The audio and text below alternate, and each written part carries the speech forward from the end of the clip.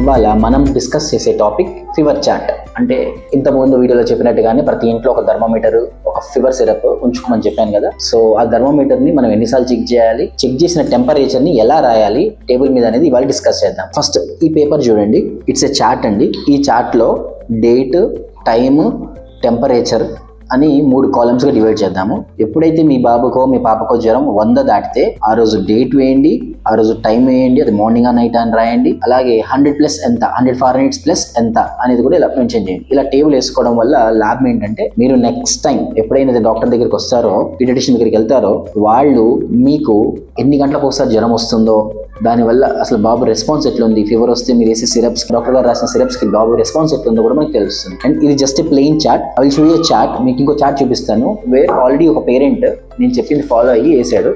ఇది చూడండి, say some X patient, ఇది 26/7 ఉదయం 10 గంటలకు 101.9 ఫారెన్హీట్స్గా జ్వరం వచ్చింది.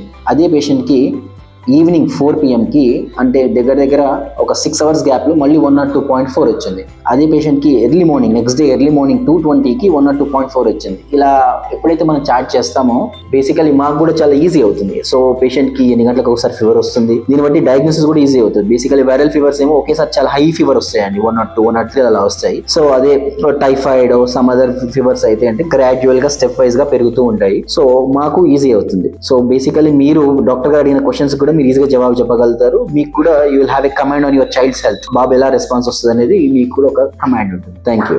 For more information please follow.